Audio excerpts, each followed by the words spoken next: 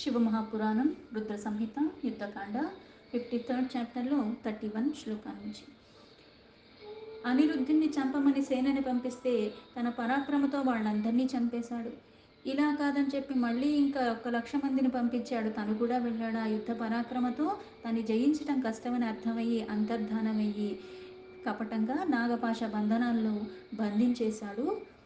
అలా బంధింపబడిన అతనితో కుంభాండు మళ్ళీ ఏదైతే యుద్ధనీతి అలాగే రాజనీతి చక్కగా తెలిసినవాడు కాబట్టి అనిరుద్ధుణ్ణి చంపకూడదు అని చెప్పి, పైగా ఇతడు ఇంత బంధనాల్లో పెట్టి ఆ నాగుల బలంతో అతన్ని కాటు వేస్తున్నా సరే ఆయన దాన్ని పట్టించుకోకుండా పైగా మనల్ని గడ్డిపోచలాగా అనుకుంటున్నాడు. వాటితో కూడా పెద్దగా అతనేం బాధింపబట్టలేదు. అందుకని తను ఎవరో కనుక్కోవాలి అని మళ్ళీ అనిరుద్ధుణ్ణి అడుగుతాడు. అసలు నువ్వెవరు? ఇంత అలాగా నువ్వు నరుల్లో అధముడి కాబట్టి ఇలాంటి దురాచారానికి ఒడిగట్టావు. నువ్వు ఎవరి కొడుకువి? అసలు నిన్ను ఎక్కడి నుంచి ఇక్కడికి వచ్చావు? నిన్నెవరు ఇక్కడికి పంపించారు అని ఇవన్నీ అడిగాడు. పైగా నాకు నిజాన్ని చెప్పు, అబద్ధం చెప్పకుండా నాకు సత్యాన్ని చెప్పు అన్నాడు. దైత్యేంద్రం స్తుతి వీరం త్వం నమస్కురు కృతాంజలి జితో అస్మీతి వచోధీనం కథయిత్వా పునః పునః. నా సమక్షంలో అంతా నిజమే చెప్పు అని చెప్పి నేను ఓడిపోయానని, అలాగే ఈ పరాక్రముడికి దీనంగా నువ్వు బతిమాలుకో, మళ్ళీ మళ్ళీ చేతులు జోడించి ఆయనకి నమస్కరించి ఆయన్ని స్తుతులు చేసుకో, ఆయనకి నమస్కరించు అని చెప్పాడు. ఏవం కృతే తు మోక్షః స్థాయ ధన్యతా బంధనాది చ తచ్చుత్వా వచనం తస్య ప్రతివాక్యమువాచ సహ. ఇలా నువ్వు ఆయన్ని బతిమాలుకుంటే, ఆయన్ని శరణు వేడుకుంటే ఈ బంధనాల నుంచి నీకు విముక్తి కలిగిస్తాడు, లేకపోతే ఈ బంధనాల్లోనే ఉండిపోతావు శాశ్వతంగా అని చెప్పాడు. ఈ మాటలు చెప్పి మళ్ళీ అక్కడి నుంచి సమాధానం కోసం వేచి చూస్తున్నాడు. అనిరుద్ధ ఉవాచ రే రే దైత్య అధమసఖి కరపిండోపజీవక నిశాచర దురాచార శత్రుధర్మాన వేత్సి భూ. అనిరుద్ధుడు మాట్లాడుతూ, ఓయి నేను కాదు, నువ్వే అధముడైన దైత్యుడికి, పైగా ఆ దైత్యుడు అధముడు, అతనికి మిత్రుడివి నువ్వు. ప్రజల ద్వారా ప్రాప్తించి పైగా ఇక్కడ ఆ ధనం కానీ ఇవన్నీ కూడా ఆ నిశాచరుడు, అతను దురాచారుడు. పైగా మీకు శత్రుధర్మం కానీ ఇవేవి మీకు సరిగ్గా తెలియదు. దైన్యం పలాయనం చాత శూరశ్చ మరణాధికం విరుద్ధం చోపశల్యం చాభవీదితి మతిర్మమ. మీకు అసలు క్షత్రియుల నుంచి జ్ఞానమే లేదు, అసలు యుద్ధనీతి ఏదీ మీకు తెలియదు. మీరు శూరవీరులు అనుకుంటున్నారు కానీ మీరు అది కాదు, మీరు అధములు. యుద్ధం నుంచి వెనుతిరిగి పారిపోయి కపటంతో ఇలా చేసి పైగా వీరులు అని చెప్పుకుంటున్నారా? దానికి విరుద్ధంగా అన్నీ ఆచరించారు మీరు. అందుకే నా అభిప్రాయంలో మీరే అధములు. అంటే దీనాతి దీనంగా యుద్ధంలో ఎవరైతే పారిపోతాడో వాడు శూరుడు అని చెప్పుకోవటానికి కుదరదు. అలాంటి శూరత్వం మరణం కన్నా బాధాకరమైనది, ఘోరమైనది. ఎందుకంటే యుద్ధం నుంచి విముఖత చూపించి పైగా అడ్డదిడ్డంగా అక్కడి నుంచి అంతర్ధానమైపోయి కపటంతో యుద్ధం చేశావు. అందుకని ఇది దుఃఖదాయమైనది అని నేను భావిస్తున్నాను అని. క్షత్రియస్య రణిక్షేయో మరణం సమ్ముఖే సదా నా వీరమానినో భూమౌ దీనస్యేవ కృతాంజలి. అంటే నాకు తెలిసి క్షత్రియులు అంటే యుద్ధంలో మరణం పొందినా సరే వీరోచితంగా యుద్ధం చేస్తూ చేస్తూ మరణిస్తారు. అలా మరణించటం కూడా ఉత్తమ గతినిస్తుంది, అది శ్రేయస్కరమైనది. కానీ ఇలాగా దీనంగా అక్కడి నుంచి పారిపోవటము, మళ్ళీ కపటంతో చెయ్యటం అన్నది వాళ్ళు శ్రేష్ఠులని చెప్పబడరు. పైగా అక్కడ వీరమాని, ఎలా అయితే శూరమాని అంటారు. అంటే శూరుడు కాకపోయినా శూరత్వంతో ఉన్నాడు అన్నట్టుగా భావన కల్పించేవాడు. అలాగే వీరుడు కాకపోయినా సరే వీరుడులాగా నటించేవాడు వీరమానిని. అంటే యుద్ధం చేసేటప్పుడు మధ్యలో అంతర్ధానం అయిపోయాడంటే అర్థం ఏంటి? భయానికి లోబడ్డాడు, వీరోచితంగా యుద్ధం చేయట్లా. అందుకే అది శ్రేయస్కరంగా కాదు. పైగా ఇటువంటి వాడిగా భూమి మీద నేను ఆయనకి నమస్కరించటం ఏంటి? కానీ ఈయనకి నేను భూమి మీద పని నమస్కరించటం, ఈయన్ని మళ్ళీ నాకు భిక్ష పెట్టమని ఆయన్ని దీనంగా నేను వేడుకోవటం, అప్పుడు ఈ బంధనాల నుంచి నాకు విముక్తి కలిగిస్తాడా? వీరోచితంగా యుద్ధం చేస్తూ మరణించటం కన్నా ఇంకొకటి లేదు. సనత్కుమార ఉవాచ ఇత్యాది వీరవాక్యాని బహూని స జగాదతం తదా కార్య సభానోసో విస్మితో అబుచుకోపచ. సనత్ కుమారుల వారు మళ్ళీ ఇలా చెప్తున్నారు, మునీంద్ర, ఈ ప్రకారంగా వీరతాపూర్వకంగా ఏవైతే అనిరుద్ధుడు మాట్లాడాడో, ఆ దైత్యుడితో ఇలా పలికాడు, అవి విన్న తర్వాత బాణాసురుడికి అలాగే కుంభాండకి చాలా ఆశ్చర్యం అనిపించింది. ఇంకో పక్కన కోపం కూడా వస్తుంది. తథోవాచ నభూవాని బాణస్యాశ్వాసనాయ హి శృణువతాం సర్వవీరానామనిరుద్ధస్య మంత్రిణః. ఈ సమయంలో అక్కడ ఉన్న వీరులు, అనిరుద్ధు, ఆ మంత్రులు వీళ్ళందరూ వింటుండగానే బాణాసురుడికి అర్థమయ్యేలాగా మళ్ళీ ఒక ఆకాశవాణి అన్న శబ్దం వినిపిస్తున్నది. వ్యోమవా అన్యువాచ అంటే ఆకాశవాణి. భో భో భానా మహావీర న క్రోధం కర్తుమర్హసి బలిపుత్రోసి సుమతే శివభక్త విచార్యతం. ఆకాశవాణి ఈ రూపంలో వినిపిస్తుందో, మహావీర, ఓ బాణాసురా, నువ్వు శివభక్తుడివి, నువ్వు బలి యొక్క పుత్రుడివి, నీకు ఇలా కోపం రావటం అన్నది సరైనది కాదు. అందుకని నువ్వు ఈ సమయంలో అలా ఉండకుండా ఉండేలాగా నీ కోపాన్ని తగ్గించుకోవటమే సముచిత్తము. అంటే ఈ సమయానికి సందర్భానికి ఎలా ఉండాలో అలా ఉండాలి. నువ్వు శివభక్తుడివి, ఎలా పడితే అలా వ్యవహరించకూడదు. శివ సర్వేశ్వర సాక్షి కర్మణాం పరమేశ్వర తదాధీనమిదం సర్వం జగద్వే సచరాచరం. ఆ పరమాత్ముడైన పరమేశ్వరుడు శివ అందరికీ ఈశ్వరుడు, అన్ని కర్మలకి సాక్షి. అందుకే పరమంగా ఉన్న ఆ పరమేశ్వరుడే అందరికీ మూలం. చరాచర జగత్తు అన్నీ కూడా ఆయన ఆధీనంలోనే ఉన్నాయి. అంటే చంపేవాడెవరు, పుట్టించేవాడెవరు ఆయన. నువ్వెవరు ఈ పని చెయ్యటానికి? అందుకు నువ్వు చేసేది కాస్త విచారించుకో. నువ్వు శివభక్తుడివి. స ఏవ కర్త భర్త చ సంహర్త జగతాం సదా రజః సత్వతమోధారి విధి విష్ణు హరాత్మక. ఆ పరమాత్మ అయిన పరమేశ్వరుడే సాత్వికమయంగా, రజోమయంగా, తనోమయంగా ఈ మూడు గుణాల్లో ఉంటూ ఆయనే బ్రహ్మ విష్ణు శివస్వరూపంలో ఈ జగత్తుకి కర్త భర్త. అంటే సృష్టికర్తగా ఉన్నది తానే, పోషణకర్తగా ఉన్నది తానే, లయకర్తగా సంహారం కూడా చేసేది తానే. సర్వస్య అంతర్గతః స్వామి ప్రేరకః సర్వతః పరః నిర్వికార్యవ్యయో నిత్యో మాయాధీశోऽపి నిర్గుణః. అంతర్యామిగా అంతటా ఉన్నది ఆ పరమాత్మ. పైగా ఆ పరమాత్మే అందరికీ ప్రేరకుడుగా ఉన్నాడు. అన్నిటికీ అంటే అంతరంగంగా ఉన్నాడు, సర్వవ్యాపిగా ఉన్నాడు, మళ్ళీ అన్నిటికీ పరంగా కూడా ఉన్నాడు. ఆకారానికి, నామానికి పరిమితి కాదు, ఒక రూపానికి పరిమితి కాదు పరమాత్మ.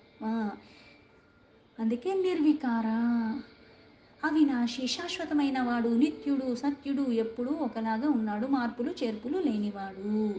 అందుకే నశించిపోనివాడు, శాశ్వతంగా ఉన్నవాడు, ఆకారం లేకుండా, వికారాలు లేకుండా, నిత్యము మాయకే అధిపతిగా ఉన్నవాడు, నిర్గుణుడు. గుణామయంగా ఉన్నది మనం, గుణాతీతంగా ఉన్నది ఆ పరమాత్మ. తస్యేచ్ఛయా భలో జ్ఞేయో బలి బలివరాత్మజ ఇతి విజ్ఞాయ మనసి స్వస్థో భవ మహామతే. అందుకే ఓ బలి యొక్క శ్రేష్టమైన కొడుక, శ్రేష్టమైన పుత్రుడివి నువ్వు. అందుకే ఇక్కడ నిర్బలుల్ని, బలవంతుళ్ళు ఎవరో అన్నది తెలుసుకో. అందుకే ఓ మహామతి, సావధానంగా ఒకటి అమలు చేసే ముందు తెలుసుకుని చెయ్యాలి. ఎలా పడితే అలా ఇష్టం వచ్చినట్టుగా చేయకూడదు. అందుకు బలి చక్రవర్తి సర్వాన్ని దానంగా ఇవ్వగలిగిన వాడు, అంతలాగా గొప్పగా ఉన్నవాడు, అటువంటి వాడికి కలిగిన వాడివి. అందుకే ఆ పరమాత్మ ఇచ్చలేనిదే. ఎంత బలహీనంగా ఉన్నవాడికి విజయాలు వస్తాయి, ఎంత బలం ఉందని నువ్వు గర్వానికి లోనైన అపజయాలు కూడా వస్తాయి. ఎందుకు? పరమాత్మ యొక్క అనుగ్రహం, కృప అన్నది లభిస్తే గడ్డి పరక బ్రహ్మాస్త్రం అవుతుంది, లేదా బ్రహ్మాస్త్రం ఏమవుతుంది? గడ్డి పరక అవుతుంది. అందుకే సావధానంగా ఉండు, బుద్ధికి పని చెప్పాలి. ఆ మనసు ఇష్టం వచ్చినట్టుగా చేస్తుంటుంది. అందుకే ఒక్కసారి విచారించుకో, అదే నీకు శ్రేయస్సు.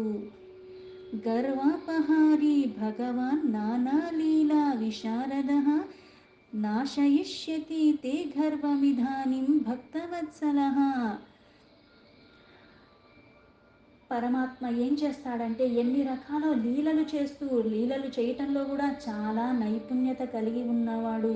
అంత నైపుణ్యత కలిగి ఉన్నప్పటికి కూడా భక్తుల పట్ల కూడా అంత అపారమైన వాత్సల్యం చూపించగలిగిన వాడు. అందుకే పరమాత్మ అయిన శంకరుడు గర్వాన్ని తొలగిస్తాడు. ఆ దేవదేవుడే ఇప్పుడు నీ గర్వాన్ని నుగ్గు నుగ్గు చెయ్యటానికి ఇలా జరిగింది. సనత్కుమార ఉవాచ ఇత్యాభాష్య నభూవాని విరరామ మహాముని బాణాసురస్తద్వచనాన అనిరుద్ధం న జగ్నివాన్. సనత్ కుమారుల వారు ఇలా చెప్తున్నాడు, మహాముని ఇలా ఎప్పుడైతే ఆకాశవాణి చెప్పిందో కాస్త శాంతానికి లోబడ్డాడు బాణాసురుడు.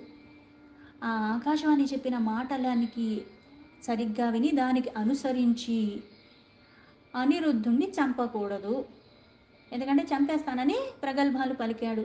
పైగా నువ్వు చేసిన పనికి అంటే నేను ఏదన్నా చేయగలను, నేను శిక్షించేస్తున్నాను అనుకుంటున్నావు, ప్రతిదానికి ఒక కారణం ఉంటుంది. కింతు స్వాంతఃపురం గత్వా పాపోపానమునుత్తమం తద్వాక్యం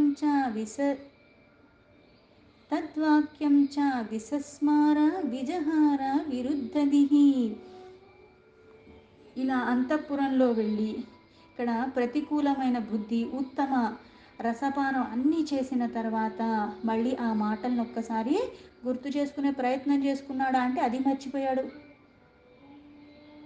అంటే కొన్నిసార్లు ఆ సమయానికి సందర్భానికి గుర్తుంటుంది, తర్వాత మళ్ళీ యథేచ్ఛగా ప్రవర్తిస్తూ ఉంటాం మనము.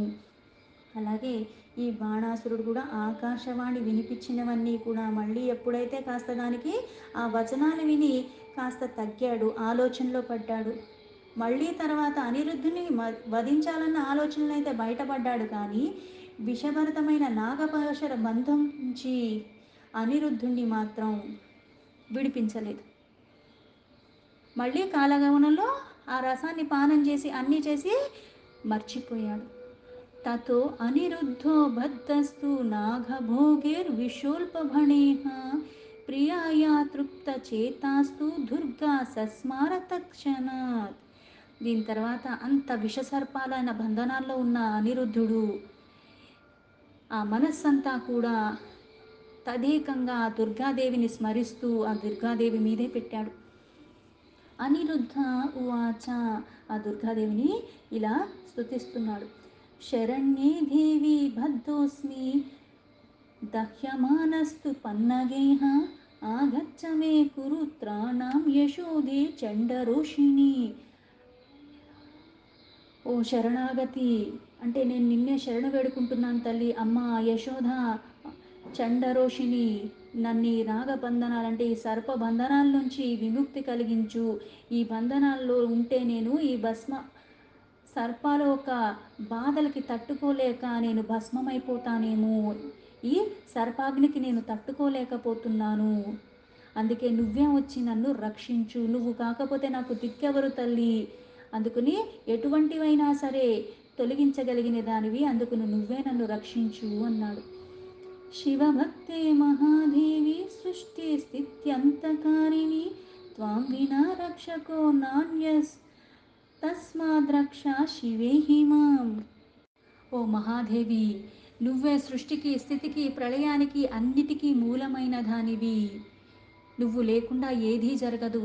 అటువంటివి అన్నిటికీ మూలమైన దానివి నువ్వు కాకపోతే నన్ను ఇంకెవరు రక్షిస్తారు తల్లి.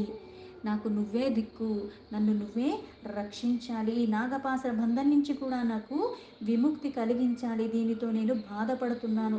నువ్వు కూడా నా మీద కృపని చూపించకపోతే నీ క్రోధం ఇంకా భయంకరమైనది. అందుకని నువ్వు నీ కృప నా మీద చూపించి వీటి నుంచి నాకు విముక్తి కలిగించు అని ఆ అమ్మవారిని వేడుకున్నాడు.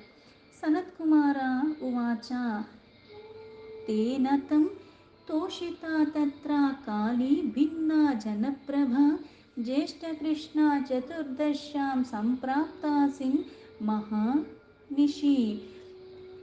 సనత్ కుమారుల వారు మళ్ళీ ఇలా చెప్తున్నారు, మునీంద్ర, అనిరుద్ధుడు ఎప్పుడైతే ఈ ప్రకారంగా అమ్మవారిని స్తుతించాడో, ఆ స్తుతి కారణంగా ఎలా అయితే ఈ కాళీ రూపంలో కాటుకలాగా అంత నల్లగా ఉన్న భయంకరమైన జ్యేష్ఠ అయిన కాళీ స్వరూపంలో కృష్ణపక్షంలో చతుర్దశి నాడు ఎలా అయితే ఉంటుందో ఆ అంధకారంలాగా మహానిష అంటే భయంకరమైన రాత్రి కాలరాత్రిలాగా ప్రకటితమైంది. గురుభి ముష్టినిర్ఘాతేర్ధారయామాస పంజరం శారాస్తాన్ భస్మా సత్కృత్వా సర్పరూపాన భయానకాన్. ఆ దేవి అలా భయంకరమైన నలుపు రూపం కాళికా రూపంలో ఆ సర్పరూప భయంకరమైన బాణాలని అన్నిటినీ కూడా భస్మం చేసి తన బలముతో ముష్టిఘాతంతో ఆ నాగ పంజరాన్ని కూడా పగలగొట్టేసింది. మోచయిత్వా నిరుద్ధం తు తతశ్చాంతః పురం తతః ప్రావేశయిత్వా దుర్గా తు తత్రేవ దర్శనం గతా. అలా భయంకరమైన సర్పరూపాల బాణాన్ని కూడా భస్మం చేసేసి అనిరుద్ధుణ్ణి బంధ విముక్తుణ్ణి చేసేసింది. తర్వాత అంతఃపురంలో ప్రవేశించి మళ్ళీ దుర్గా అక్కడి నుంచి అంతర్ధానమైపోయింది. ఇతత్తం దేవ్యాః ప్రసాదాత్తు శివశక్తేర్మునీశ్వర కృచ్ఛాముక్తో అనిరుద్ధో అభుత్సుఖీ చైవ ఘాతవ్యతః. మునీశ్వర, ఈ ప్రకారంగా శివశక్తి రూపమైన దేవి కృప ద్వారా అనిరుద్ధుడికి ఆ నాగపాశం నుంచి విముక్తి కలిగింది. ఆ బంధనాలు తొలగిపోయినాయి. ఆ దుఃఖం నుంచి నివృత్తి పొందిన తర్వాత మళ్ళీ అక్కడ దుర్గా ఒక కృపతో అన్ని కష్టాలు బాధల నుంచి విముక్తి కలిగి చక్కగా మళ్ళీ సుఖాలకి లోబడ్డాడు. అథ లబ్ధజయో భూత్వా నిరుద్ధః శివశక్తితః ప్రాద్యుమ్నిర్బాణతనయాం ప్రియాం ప్రాప్య ముమోధ చ. శివశక్తి ప్రభావంతో విజయాన్ని అంటే ఈ బాధల నుంచి విముక్తి కలిగింది. ఆ విముక్తి కలగటం కాకుండా పైగా సుఖంగా ఉంటున్నాడు. తన ప్రియురాలైన ఉషతో ఇంతకు ముందులాగే మళ్ళీ సుఖంగానే వ్యవహరిస్తున్నాడు. అంటే ఎవరి నుంచైతే దూరం చేసి ఇంతలాగా బంధించి అన్నీ చేసినప్పటికీ కూడా మళ్ళీ వీటి నుంచి అన్నిటికీ దూరం అయ్యి ఆ బంధనాల నుంచి బాధల నుంచి అన్నీ తొలగిపోయిన తర్వాత మళ్ళీ తన ప్రియురాలైన బాణాసుడు యొక్క కూతురైన ఉష దగ్గరికి వెళ్ళాడు. ఆవిడ కూడా ఎంతో ఆనందానికి లోనైంది. పూర్వవద్విజహారాసౌ తయా స్వప్రియయా సుఖీ పీతపానః సురత్తాక్షః సా బాణసుతయా తథా. మళ్ళీ మద్యపానాలు చేసుకుంటూ ఒకళ్ళ మీద ఒకళ్ళు అనురాగంతో ఆ బాణాసుర యొక్క పుత్రికైన ఉషతో ఈ అనిరుద్ధుడు కూడా మళ్ళీ సుఖంగా యథాతథంగా మళ్ళీ అలాగే విహరిస్తూ ఉన్నారు.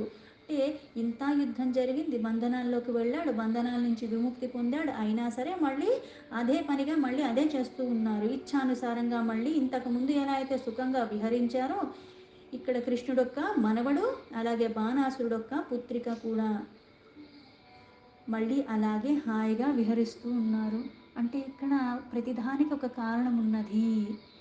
ఒకసారి ఏదన్నా మనకి జరిగింది, లేకపోతే మనం తెలియకుండా అక్కడికి వెళ్ళాము, నిద్రలో ఉన్నవాడిని మంచం నుంచి తీసుకెళ్ళిపోతే నేను ఎక్కడికి వచ్చాను, ఇక్కడికి నేను రావచ్చా రాకూడదా, ఇక్కడ నేను ఉండొచ్చా ఉండకూడదా అన్నది సామాన్యుడికైనా ఆ ప్రశ్న వస్తుంది. కానీ ఇక్కడ శివమాయ కారణంగా ఇద్దరూ లోబడ్డారు కాబట్టి, పైగా దీనికి కారణం ఏంటంటే ఇన్ని బాహువులు ఉన్నాయి, నాకు యుద్ధం చేయాలన్న కోరికగా ఉంది, నాతో యుద్ధం చేసేవాడు ఎవ్వరూ లేడు అని కోరిక కోరాడు. భక్తవాత్సలుడు ఆ కోరికని నెరవేర్చే ప్రక్రియలో తన కూతురే ఇలా తన నుంచి వైరంలాగా తన ఇష్టానుసారంగా ఇలా ప్రవర్తించటము, మళ్ళీ ఆ పురుషుడు అదే అంతఃపురంలో ఉండి మళ్ళీ ఇక్కడ ఈయనతో ఇంత యుద్ధం చేయటం, అంతమందిని చంపేయటం, మళ్ళీ అక్కడే ఉన్నాడు. అక్కడి నుంచి ఎక్కడికి వెళ్ళలే. పరమాత్మ అనుకూలంగా ఉంటే ఒకలాగా ఉంటుంది, లేనప్పుడు నీ చుట్టుపక్కల ఉన్నాయి నీ అనుకున్నవి కూడా నీవు కాకుండా పోతాయి. నీ మనస్సే నీ మాట వినకుండా పోతుంది. అందుకే విపరీత బుద్ధి అంటారు. ఎప్పుడు వస్తుంది? మరణకాలం వచ్చినప్పుడు. ఎందుకు వస్తుంది అంటే నేను చేసుకున్న కర్మలు బట్టి. ఈ కర్మ సరిగ్గా ఉంటే ఆ విపరీత బుద్ధి వచ్చే అవకాశం లేదు, చంచలత్వానికి లోబడే అవకాశం లేదు. వీళ్ళు యథాతథంగా మళ్ళీ హాయిగా గడుపుతున్నారు. దీంతో శివమహాపురాణంలో రుద్ర సంహితలో యుద్ధకాండలో 53rd చాప్టర్ సంపూర్ణం.